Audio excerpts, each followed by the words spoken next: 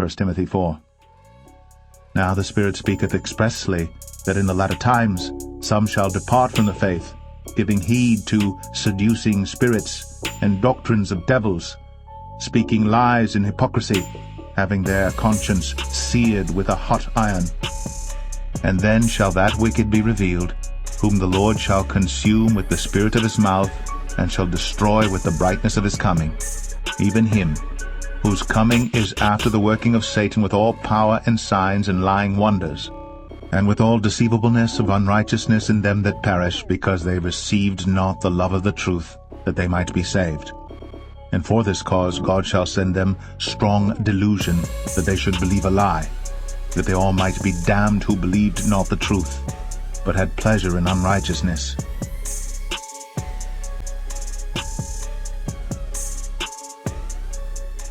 I'm going to talk to you today, friend, about Theosophy, which you may never have heard of, and I understand that, because it's a difficult cult to pin down. Now, Theosophy means wisdom of God, or divine wisdom. It's an odd combination of several things, including Buddhism, Hinduism, spiritualism, and Gnosticism. Though this cult uses Christian terminology to communicate mystical Eastern concepts to a Western audience, it vehemently opposes every major tenet of biblical Christianity. We're each on a unique spiritual path. While our paths may differ on the surface, there are truths and values we all share. Truths that transcend our religions, philosophies, and traditions. Values that support an open and connected community. At the Theosophical Society in America, we seek with open minds, respect the unity of all life, transform through inner awareness. Since 1875, we have not wavered in our mission to uplift the consciousness of humanity. Today, we're working harder than ever to uphold these sacred values by offering resources that span all spiritual paths. Explore rich and diverse online and in-person programs. Browse hundreds of videos on our YouTube channel. Utilize our world-class spiritual library. Discover all the ways you can nurture your spiritual growth. Transform yourself. Transform our world.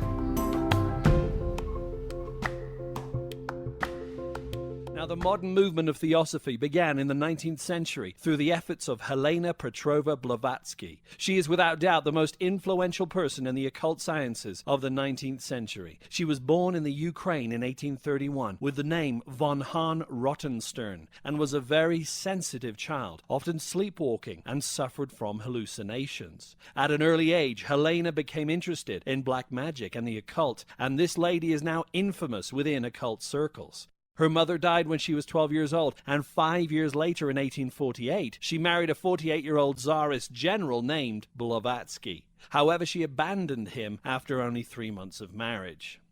After living with her grandparents for a short time, she went on a long period of extensive travel, of which Indiana Jones would be envious. During these years from 1848 to 1873, she journeyed to India, Tibet, Paris, London, Cuba, Mexico, the USA, and Canada. During her travels, she cultivated her interest in mystical things and was controlled by a spirit guide named John King. She also called these spirit guides Mahatmas. In 1873, she settled in the United States, where she continued life as a functioning medium, channeling spirit guides or demons. In Vermont, she met Colonel Olcott, who was so impressed by her communion and subsequent revelations from these so-called spirit guides that he formed the Theosophical Society in 1875 in the United States. On returning to New York, Olcott introduced Blavatsky to his friend William Quan Judge, a fellow lawyer, and it was proposed that a society should be formed to express and further these ancient wisdoms and diffuse information about them. They also wished to reconcile all the antagonisms between spiritualists and materialists. The Constitution was drafted, and the Theosophical Society formed on the 17th of November, 1875. In one place, she says that the society was to be established on grounds similar to the American Republic. And I think that's one reason Colonel Olcott was chosen, because from the very beginning, he was, of course, fully familiar with a democratic system, a constitutional form of government. When they formed the society, he was elected as the first president of it, and he helped to draw up the rules and constitution of the new society. And one sees in that how he made use of his legal knowledge and of his association with Freemasonry. Currently, there are about 35,000 followers of Theosophy worldwide in about 60 countries. Theosophy is an eclectic system, and it's most heavily influenced by Hinduism and Gnosticism. Theosophy's view of man and the universe is one of evolution, in the sense that each person is slowly evolving through various planes toward a union with, quote, absolute.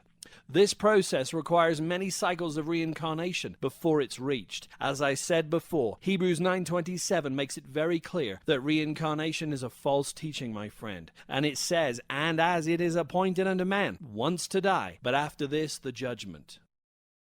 According to Blavatsky, she learned all this from talking to her pet demon, which she called her spirit guide. Friend, we're strictly forbidden in the Bible to commune with demonic spirits, and Theosophy was spawned from communing with that which is forbidden. In 1875, Madame Blavatsky settled down to write her first great work, Isis Unveiled, and with the help of Olcott, Judge, and others, it was published in 1877.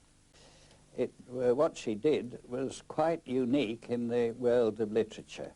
She made a resume of all the old classical traditional knowledge of this subject that had ever been in the world or written up in books. And she went to the trouble of finding all the old scriptures, all the old systems of philosophy, all the old religions, and all the great sages. And she somehow or another acquired a knowledge of what they said and put it all together. So why did the masters choose her? In one of the famous letters from the Mahatmas to Mr. Sinnott, they indicated that they had searched for nearly a century to find a vehicle that was suitable to send out into the world to convey this inner knowledge. In one sense, she was like a transformer in electrical terms, to step down that energy or that wisdom, that illumination, which is Mahatmic, if you like to put it that way. And they said that she was not the best, but the best available. But where did this information actually come from? Now, she used to say that on occasions, the master, her teacher, used to provide the references that she wanted and show them to her, and all she had to do was to copy them out. You've guessed it, friend. Theosophy is just another simple doctrine of devils, as the scripture warns would rise up in the last days, as mentioned in 1 Timothy 4:1. Do you think any demon is going to provide the truth, my friend? No. If Satan is the father of lies, then these deceiving demons are his children. This is merely another false gospel that we should be aware of. Now, Blavatsky's two main bodies of work were The Secret Doctrine and Isis Unveiled. Blavatsky then moved to India in 1879 and relocated her headquarters to Madras. Therefore, Hinduism and Buddhism began to occupy a large place in her religious beliefs. She then went back to Europe and founded the esoteric school of Theosophy in London, which still exists today. In fact, on their website, they state one of their purposes is to unite mankind under the banner of goodwill, regardless of their religious affiliation or organization. They claim that, quote, Theosophy is no new candidate for the world's attention, but only the restatement of principles which have been recognized from the very infancy of mankind, unquote. Theosophy as a term predated Madame Blavatsky and can be traced back to Neoplatonic times. So there has been a tradition of what we would call theosophy or the ancient wisdom from that time onward, the ancient wisdom, of course, as a concept, goes back even further than that, to the beginnings of time, if you will. As far as human records go, there is evidence that there was a teaching. One of the books from which I quote most freely is Aldous Huxley's Perennial Philosophy. And he uses two terms which are applicable here. He says that this philosophy is universal and immemorial. It goes back as far as the records of the human race, and it is universal in every part of the world. Wherever there has been a recognizable civilization, there has been a teaching which certainly shows certain aspects of the theosophical thought, the idea of the unity of life, the fact that there is a spiritual something, to put it no more than that, a spiritual something which is the foundation of life. One thing is for sure, my friend. Men have been channeling demons since times of antiquity, so I'm pretty certain that's what they're talking about when they mention man's infancy. Now, it's well known that Miss Blavatsky had an explosive temper and little patience, no doubt because she was demon-possessed. Well, she said it herself. This woman said she had 3 demons operating through her. Thus, she claimed her writings were, quote, otherworldly, inspirational, and consequently esoteric, which was a true statement, because she was literally channeling these demonic entities and allowing them to use her faculties. This is why we should not believe a single word that came out of her mouth. Blavatsky was developing a reputation for producing astounding psychic phenomena. In an empty room, bells would ring, furniture move. Most importantly, letters written to her and her associates by the masters were apported. I found it difficult to understand at first how someone who was attacked by the spiritualist of whom she so disapproved could at the same time herself receive phenomena. You can't really discuss H.P. Blavatsky without the phenomena. She did produce phenomena. Again, she pointed to the fact that this was not her chief aim, but it did gain the attention of the world. Well, she hoped that by demonstrating these faculties that she would inspire people with interest to explore the teachings and the ideas that she sought to propagate to humankind. Friend, let's get to the beliefs of the organization specifically. Theosophy has no answer to the problem of evil, because it teaches that everything, including matter and evil, emanated from God. Therefore, God is directly blamed for evil, which only makes sense when you think about the fact that their entire doctrine is based on communing with devils. Hence, demons end up blaming God for the very thing they espouse.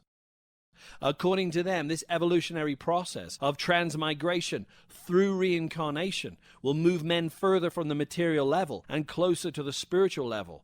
Get this, because of this, every individual is a potential Christ. Therefore, friend, it's another repeat of the age-old lie that man can become a god and there is no need for a savior. What a surprise. The movement from physical to spiritual is, of course, another take of Gnosticism, which believes all physical matter is evil, and if we could be released from the cages of our physical body, we would become enlightened forever. Lies, lies, and more lies, my friend. Prometheus. Who was Prometheus? Lucifer. What was the gift of fire?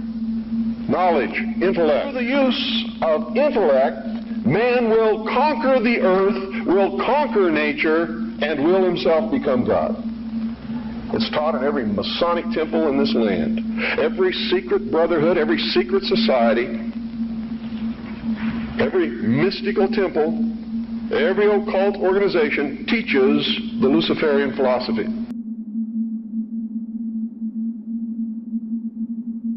Here's the way they look at it. Here's their metaphor. Adam and Eve were held prisoner in the Garden of Eden by an unjust, cruel, and vindictive God until Lucifer set man free from this garden by giving him the gift of intellect. This is why Manly P. Hall stated that in the mystery schools, the serpent, quote, became the symbol of the Christ, and that, quote, the serpent is the symbol and prototype of the universal Savior who redeems the world. And Blavatsky made a more subtle, yet very obvious reference to Lucifer as the Christ. In the first chapter of his Gospel, the Apostle John refers to Jesus as the Word, quote, in the beginning was the Word, and the Word was with God, and the Word was God. In Greek, the Word is translated Logos. Blavatsky hijacked this title the Bible uses specifically for Jesus and applied it to Lucifer, stating in the Secret Doctrine, quote, Lucifer is the Logos in his highest. It is clear who the Christ is from the New Age perspective, and that it is not the Jesus Christ of the New Testament, whom the New Age consistently denies ever died on the cross or sacrificed himself for mankind. Lucifer, in his desire to be like the Most High God, has made himself out to be the Christ of the mystery schools and the New Age of Aquarius. Ultimately, the purpose is to precipitate greater states of awareness as to our true identity. You realize that you are a copy of a fair part of the cosmos, and if you go all the way, of course, you go to the place where mystics have always said you realize you're like a little version of God. And work on our faults and go towards the light. What you just said typifies what I would call Aquarian spirituality. Human consciousness evolves over time. Theosophists, of course, deny the bodily resurrection of Christ and have replaced resurrection with the endless cycles of reincarnation. Friend, reincarnation is popular because demons know that men only have one chance in this life. Heaven or hell, there's no second chance, and that's it, and this is deception. There is no dress rehearsal. You have one life to lead. The demons purvey these false doctrines and trick men into thinking they have many chances and can attain godhood without Christ, but they will be lost in hell forever. In 1874, her master sent her back to the United States, where there was an increasing interest in the occult. She says she was sent to the United States to gather about her a group who would recognize brotherhood as a key objective. Brotherhood as a key objective. Who would be open to the study of Eastern and Western literature, knowledge, the best philosophies of both. And she goes on to say, we were not told what to do, but we were told what not to do. A very interesting statement. So when she came, she thought it was perhaps through the spiritualist movement that this impulse of the exposition of the esoteric philosophy was to be given. Now, the word esoteric means knowledge that's restricted to a small group of people or limited to a smaller circle, but hidden from the masses. Similar to the philosophy of the Freemasons, the term esoteric should give us a red flag, my friend. Jesus did nothing in secret. There was no secret gospel. Everything was out in the open, in contrast to what the Gnostics believe. Helena Blavatsky died at the age of 60 in 1891 in London, having established the Esoteric Society of London, and simultaneously the American branch of the Theosophical Society was headed up by Colonel Olcott.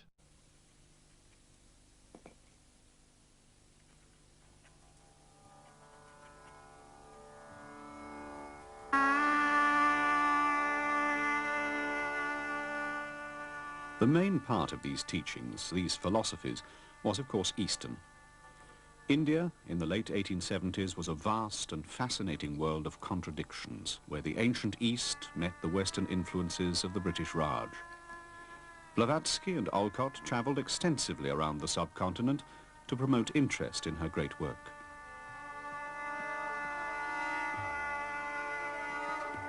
They eventually established in the south at Adyar, near Madras, the headquarters for the Theosophical Society. At a time when India was simply the back hole of Calcutta or Sati or infanticide, they saw a vision of India. They saw the magic of India. They saw beyond the poverty and filth that we still hear today.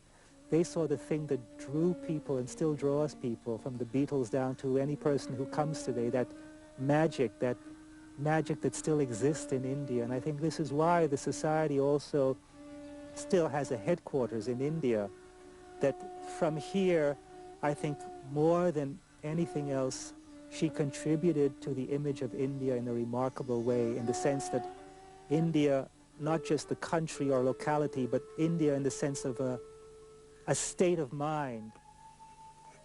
Every atom has life in it, however latent and unconscious, and moreover is a little universe endowed with unconsciousness, hence with memory. Everything in the universe is alive. Consciousness is contained in all matter, and both the seed and the speck must have the latent potentialities in them for the reproduction and gradual development, the unfolding of the 1,001 forms of phases of evolution. Hence, the future plan, if not a design, must be there. Her reason for writing The Secret Doctrine was to represent wisdom that had been around for many centuries, to try and gather together, to synthesize what she calls the perennial tradition into modern culture, to reintegrate old ideas with the new. Now, she was dealing with a culture that was dogmatic not only in their theological thinking, but also in their scientific thinking, in that they had got to a point where they believed that there was nothing really more to find in science. There was no major discovery just around the corner.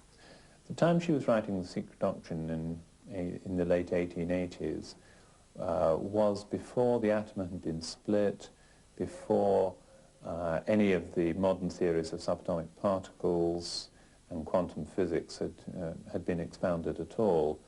And at that time she was already saying that the essential nature of matter was energy, and that anything, the appearance of solidity associated with the atom was an illusion.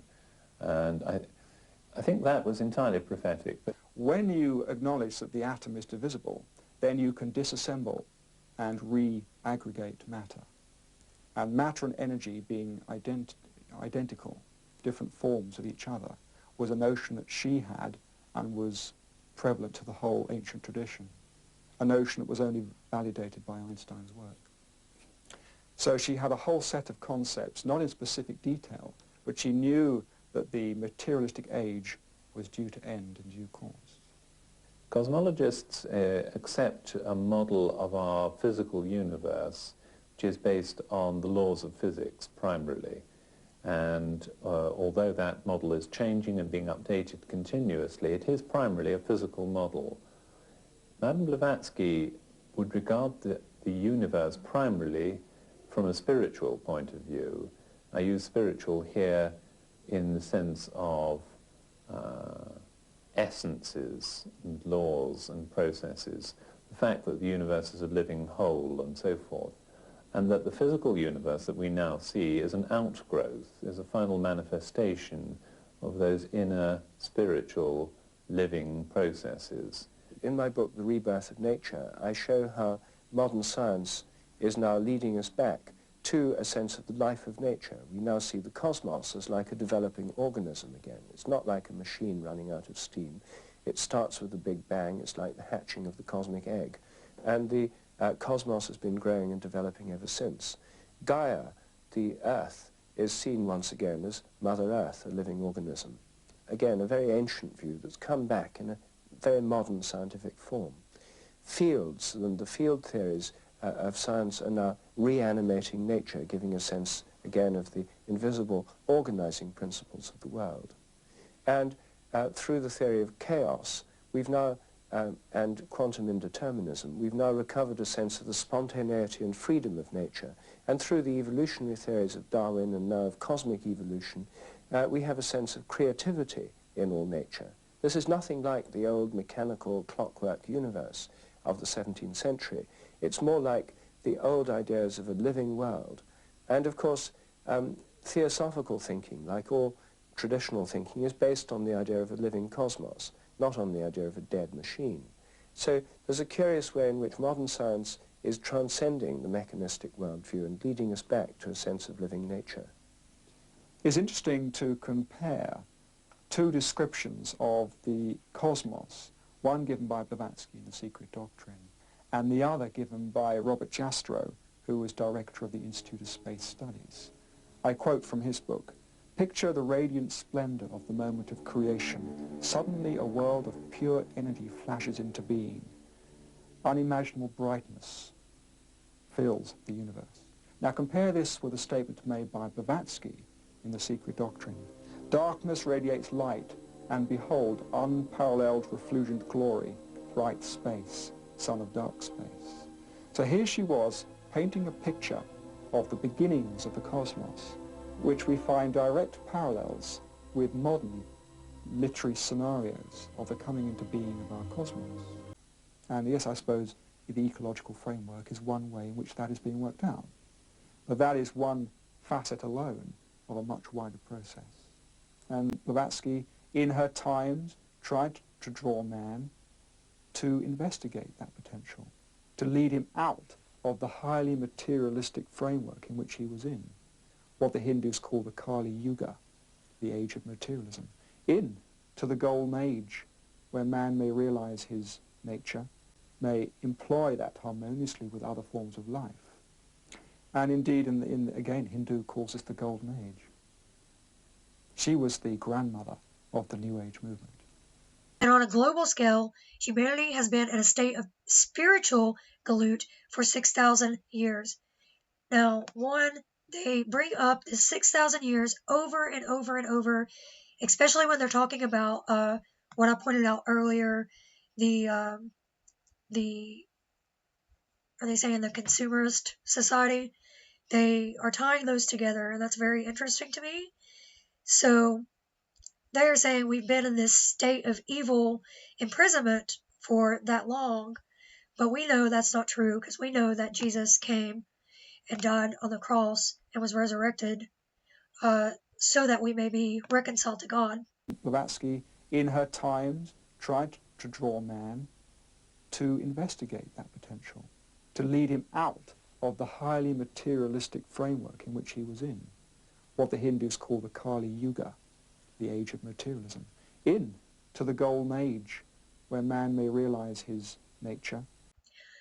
Because exactly 6,000 years ago, the consumerist format, see how they're saying, and I just found that interesting, because, I mean, with like young earth theories, there are many who believe we have only been here for 6,000 years in this state of sin. So I just found that very interesting that they keep saying 6,000 years. So exactly 6,000 years ago, the consumerist format of relationships between people appeared. I'm relating that to sin. It gave rise to the state of Sumer, whose historical successor later became Babylon. That very Babylon, the capital city of insane proudfulness, that instigated its kings to say, I will ascend to the heavenly heights and will be like the Almighty. How ironic. That very Babylon, which is described in the book of the prophet Ezra, where the Babylonian captivity of the ancient Jews is described, and is the shameful page of human history, when people with a consumerist mindset enslaved nations and turned free Jews into their slaves. Precisely 6,000 years ago, when society switched to the consumerist format of relationships, troubles and wars began in the world. So they're pushing that before the 6,000 years, there was a greater time, and we know that's true. It was the Garden of Eden before the fall of man. So they're just blaming it on this consumerist format, this political idea. Before that, people existed peacefully and lived with God. This is evidenced by numerous historical facts. Yet why did the loss of the ideal world occur? Interesting. So let's see what they say here. I guarantee it's not because of the fall of man. It is through the choice of people towards spiritual retreat, that is, precisely towards Yetzer Hara, and for this very reason, the consumerist format subsequently emerged in society. Through the choice of people towards spiritual retreat. According to legends, the final deliverance for all society will be its return to a state of perfect or complete perfection, the advent of the ideal society. and it will be possible after the appearance of Mashiach, before humanity, the subsequent transitional period, and the renewal of the world. When will the time of work for humanity end and the time of retribution come? How will this take place? Interesting information is provided in the book of Da'at Tevanot. Its author, Rabbi Moses Chaim Luzzatto, under the pseudonym of Ramchal, a Kabbalist, a rabbi, and a philosopher who lived in the early 17th century, repeatedly refers in his book to the Babylonian Talmud, in particular in Sanhedrin tractates. According to it, there are two times in the existence of the world. The present world is a time of work when evil inclination has power. It is predicted to exist for 6,000 years. During this period, to fulfill the commandments of the Almighty, a person must overcome the inclination to evil in himself. Salvation is of the Lord, and it came through Jesus Christ. At the turn of the 7th millennium, the resurrection of the dead is expected, followed by a time of transition from this world to the future world. Then humankind will ascend to the level where the first man was before sin. Wow, they actually mentioned sin. It will be the time of retribution.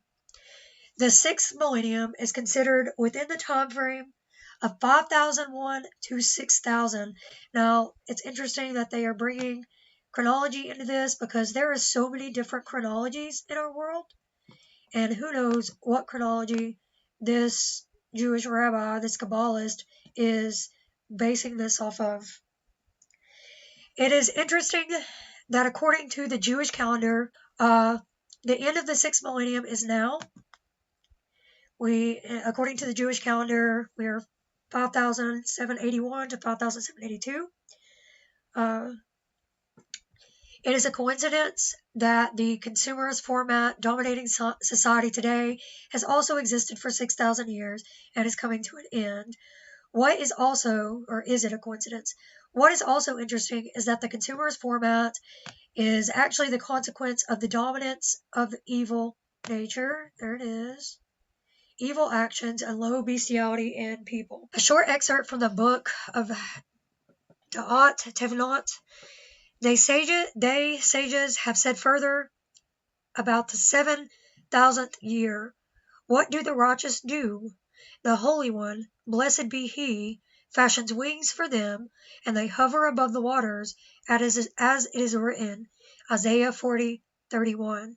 And those who hope in the Lord will be regenerated in strength. This will not happen outside of Christ, you guys. These people think, these Kabbalists, they think, that they can gain this by rejecting their Messiah who came and died for them. I consider it necessary to emphasize the words about the 7,000th year as the time of transition to the ideal society. After all, as of today, the only possible transition from consumer society to an ideal elevated world where there will be the power of the Almighty, justice, and love is the construction of the creative society. You guys, this is the only solution. There's no other solution to escape. Oh. The creative society is exactly a transition stage, a connecting bridge on the way of eradication of beastly baseness in people, which humanity has accumulated over the period of the consumerist format. You guys, it is through Jesus Christ, through the sin of one man, many were corrupted, and many became sin and became sinners, but through the obedience of one, which is Christ, the second Adam, many were made righteous. And if you are not covered in his righteousness, then when he comes to take this blasphemous sense out, he's coming in anger. And if you are not covered by the blood of the Lamb,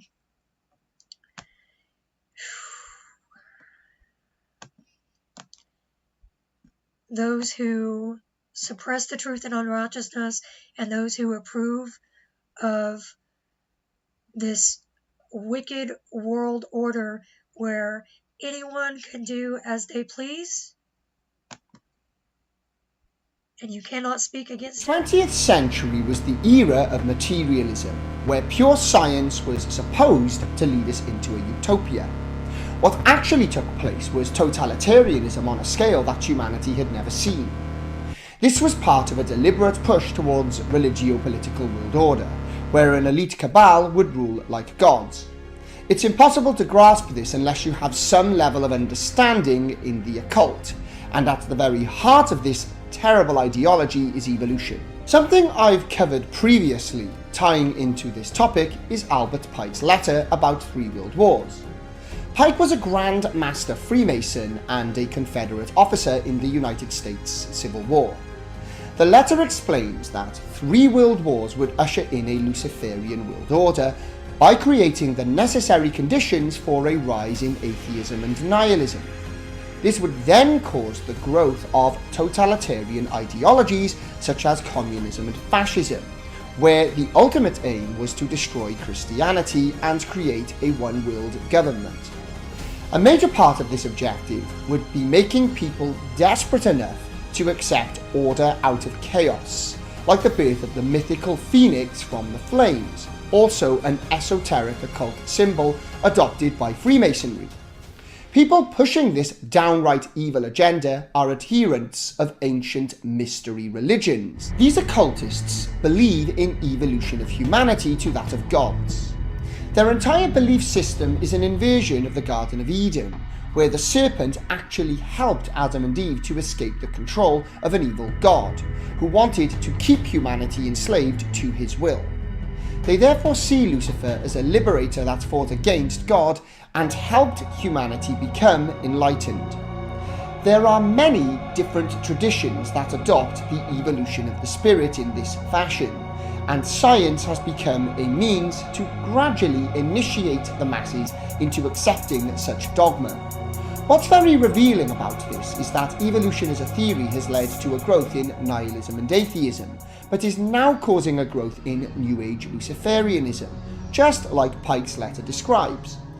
Call this a coincidence all you like, but anyone that does is revealing how they don't understand pure probability and how a world of pure scientific empiricism alone is designed to stop people using basic common sense to realise when a conspiracy is taking place. It's thusly clear that evolution is the foundation for all the totalitarian chaos of the 20th century because it was used to discredit Christianity and usher in an existential crisis of godlessness. This then led to an explosion of nihilism and atheism, as Pike said. Furthermore, objective morality is nigh on impossible to accept without God as the judge of our behaviour, and the absence of this has allowed totalitarian ideologies to flourish.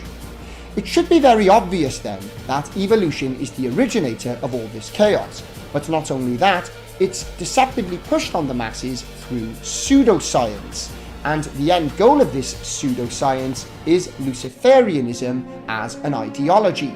Once we can see that those behind evolution have a Luciferian worldview, everything makes much more sense. The people at the top promoting evolution don't care about the evidence because they're trying to introduce a religion, and this is why evolution is such an aggressively promoted theory.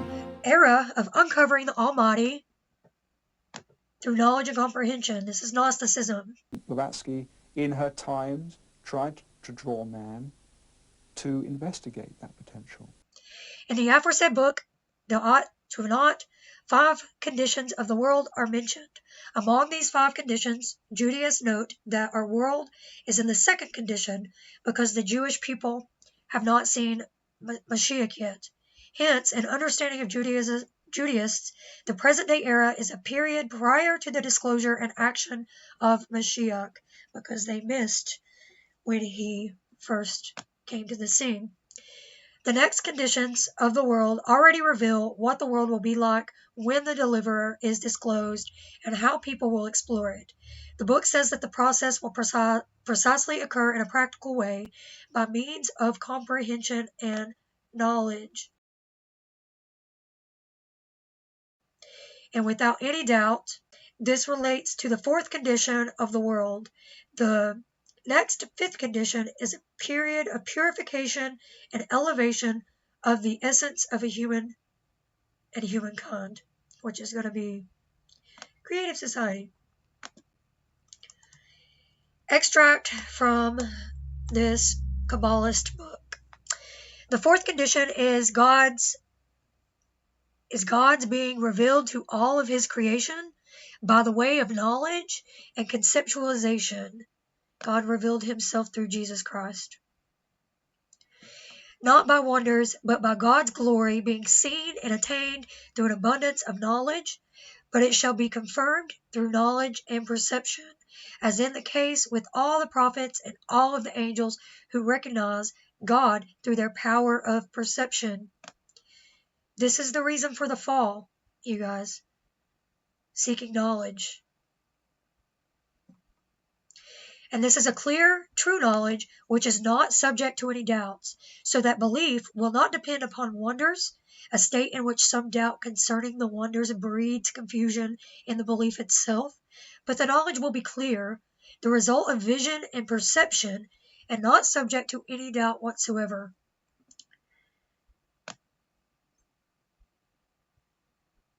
This knowledge will be the result of vision and perception. But there are ascents in the nature of man, and in accordance with the ascent of his nature and its refinement, so will he grow in perception and knowledge. This is evident, and this, in general, is the fifth condition, the time of the ascents, the ascent of man's nature and his perception. But once they have been revealed, this justice has been recognized. From that point on, there is only addition and ascent, these ascents taking place after the first revelation. For the Holy One, blessed be he, will then refine the nature of man. And in accordance with that refinement, there will be revealed to him additional revelations of the Blessed One's glory and greatness. There is no refinement outside of Jesus Christ, you guys.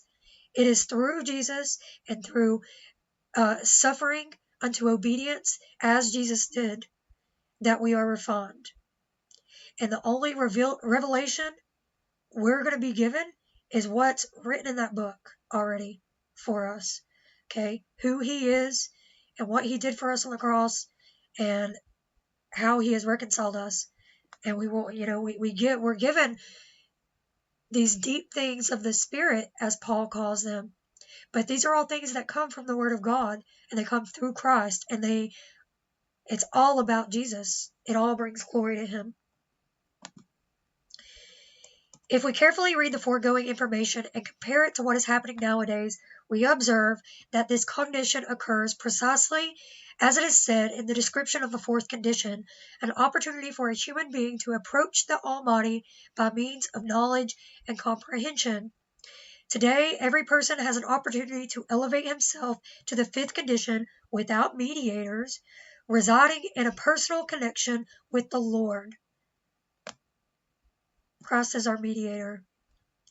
As we can see, what the prophets foretold us is coming true. They do not believe that Christ is the Son of God. Merely he was an impressive man who was further along the evolutionary cycle. In fact, Theosophists enjoy no personal relationship with God, since the God of Theosophy is impersonal. Fellowship with him is replaced with effort. Theosophy makes no demands of absolute allegiance to any religious leader. In fact, there are very few absolutes in this religion. It is total hogwash. This religion produces a lot of pride because it teaches self-salvation through secret knowledge. Theosophy teaches all religions are basically the same, and you can have many paths to God. Actually, they also believe God to be emotionless and has no personal attributes. They believe in the divine within, and there's no need for prayer, which is another aspect of their pride. Friend, these people need deliverance. They need prayer. They need the saving knowledge of Christ. We should also realize this religion is demonic in origin because Blavatsky channeled demon entities in her writings, and this is a doctrine of devils. Now, according to Blavatsky, the Atlanteans from the island of Atlantis and legend did actually exist long ago. It was destroyed about 15,500 years ago.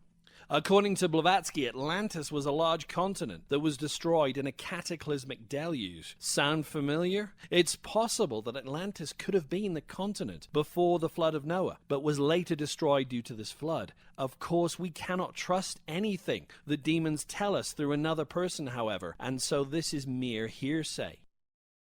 Now here's where it gets really weird, if it hasn't already, folks. According to Blavatsky's teachings, there are 3 root races of humanity that we're evolving into, and we're headed for higher levels in each evolutionary phase. Number 1 was the Lemurian race. Secondly was the Atlantean race. And finally, the form they claim we are headed to is, get this, the Aryan race. Does that sound familiar, friend? The Aryan race was the utopian race that Hitler desired to birth through the German people via eugenics. In fact, the ideology of Nazism was based upon the belief that the Aryan race or master race were in fact the Germanic peoples, or the third root race described by Blavatsky. Sylvia Beadlestone's research just prior to meeting Constance Cumby led her to recognize similarities between New Age beliefs and symbols and the Third Reich. What fascinated me about it and the Nazi connection was the symbols again, because if you look at a lot of what Hitler used in his Reich, you'll see a lot of the same Eastern Babylonian symbols that I originally started researching with. So that's another way which we're bringing it out. Constance Cumby points to a book by Jean-Michel Angebert, The Occult in the Third Reich, as significant in opening her eyes to the connection. I was startled that when I read Angebert's book, it's a joint signature of 2 French scholars, I could have whited out every last thing in the book that said the Nazis, the Third Reich. I could have written in the New Age movement, and if I'd really lacked scruples, I could have released it as an up-to-date text on the New Age movement. It was identical. In what ways? Well, they had the same cosmology, they had the same belief system, they both believed in masters at Shambhala. They both believed in the development of an Aryan super race. They both talked about the need for ending the Jewish problem, for a final solution to the Jewish problem. There were many other points of identity. Which New Age texts speak of doing away with the Jews? The externalization of the hierarchy by Alice Ann Bailey says that the Jewish problem is the world's leading racial problem, and the world will not know peace until that problem has been correctly solved. She said the 3 goals of the New Age Christ were to, first of all, restructure Christianity, to abolish Orthodox Judaism, and to give us new revelation. Yet another book that was recommended by Benjamin Creme, The Rays and the Initiations, said the new Christ would not be Jewish. They didn't know what nationality he would be, but for sure he would not be Jewish. That the Jews had forever forfeited that privilege, and that they would be given their own national Messiah, but it would not be the world Messiah. And that the Jews needed to pass through fires of purification in order to learn humility. Well, this passage indicated it was written in 1949. And the whole world knew what had happened to Europe's Jewish population in World War II in 1949. In 1949, there was just no secret as to what had happened. So I was horrified, to put it mildly. I have many Jewish friends. The same books also talked about Aryanism. So at that point, the identity with Nazism had hit me head on.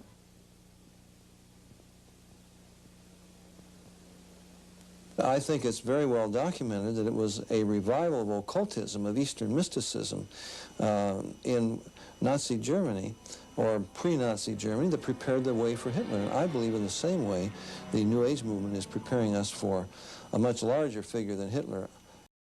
Hitler bought into the philosophy of Helena Blavatsky and he read her material often. Hitler seemed to favor her work, The Secret Doctrine, above other books that he had. We do know that the US Army historians catalogued Hitler's personal library and found numerous occultic volumes, heavily annotated in Hitler's fancy handwriting.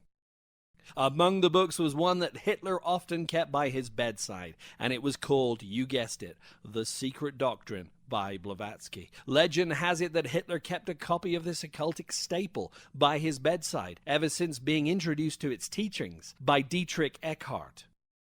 These and other hideous ideas taken from Blavatsky's writings developed into the Nazi term Aryan race, referring to what they saw as being a master race, which was narrowly defined by the Nazis as being identical with the Nordic race of Scandinavia.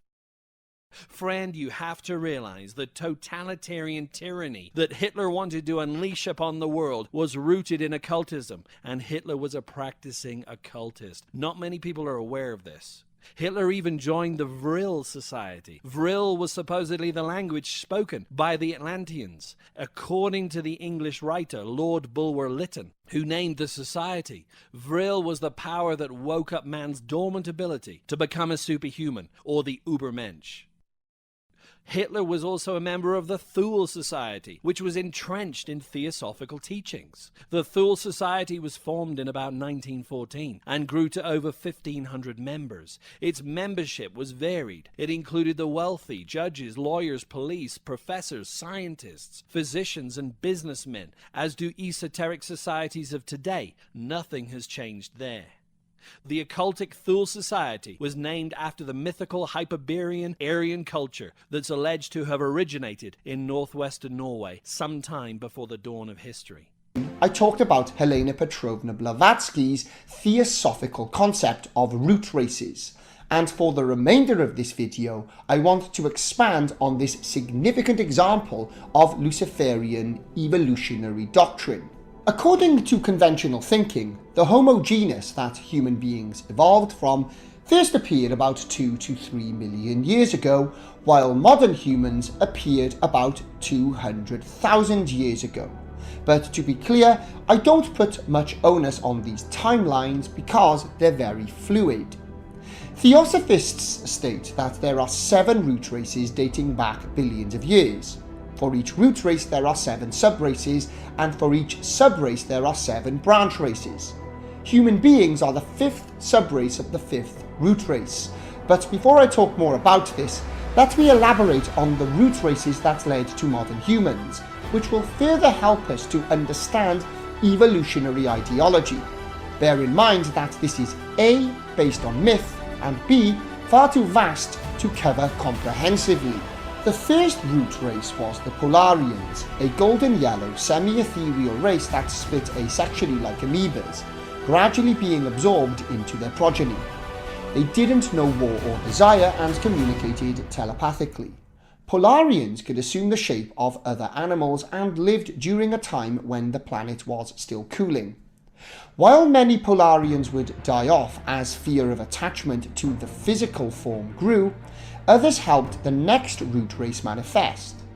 The second root race was the Hyperboreans, who lived in Hyperborea, allegedly existing around northern Canada, Greenland, Iceland, Scandinavia, northern Asia, and Kamchatka.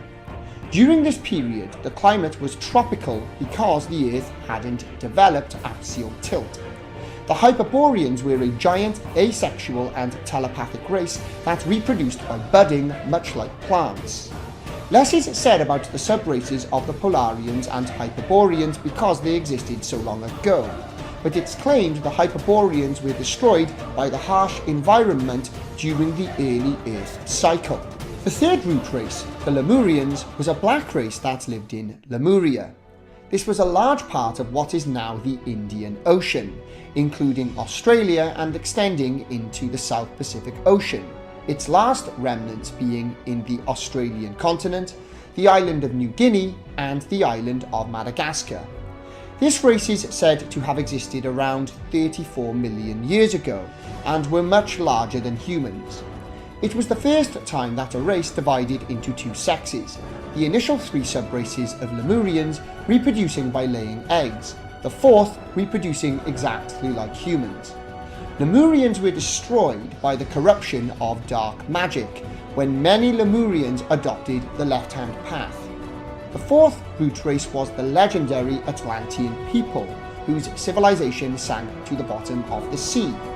Unsurprisingly then, Theosophists say they were destroyed in this fashion, albeit they lived in different parts of the world rather than just one city of Atlantis. As an advanced race, they had airships, some of which were battleships that could deploy poison bombs. Their economic system was socialist, and they were the first race to develop organized warfare. As they became increasingly corrupted by black magic, it caused their downfall, much like the Lemurians. The 5th root race is the Aryans of present day. Theosophists believe certain subraces are originators of a particular ethnic group. For example, the 4th subrace of Atlanteans were ancestors of the Turkic people, while the 7th Atlantean subrace were Mongolians that colonized parts of Central, Southeast and South Asia. Likewise, as we move through the Aryan subraces, we get modern human civilizations. The parallels between Nazi and Theosophical Aryans are easy to spot, though many deny this. But did you know that both Theosophists and Nazis stated that Hindu civilization is an originator of the Aryan race? Did you also know that Hindus believe that lighter-skinned people are more spiritually evolved, therefore having higher status in the caste system of Indian society? Now see how 20th century totalitarianism is rooted in occult theories of evolution. Equally, evolution is essential for those that believe humanity is evolving to godhood, where the enlightened few reach a new level of consciousness as the 6th Aryan subrace appears during the age of Aquarius. This is being normalized via propaganda like the New Age movement and evolutionary science, where the 7th root race will become godlike beings. Friend, let's just stop right here.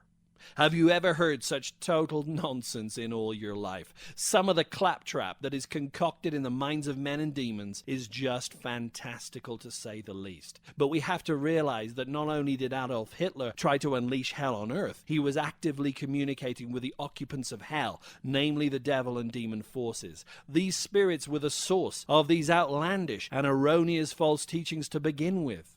By taking on occult practices to create the Übermensch through the German people, Hitler became totally demonized himself. He even believed he was in contact with the superior mythical race taught about in the Thule Society, and that he was the chosen Messiah to lead the Aryan race to rule the world.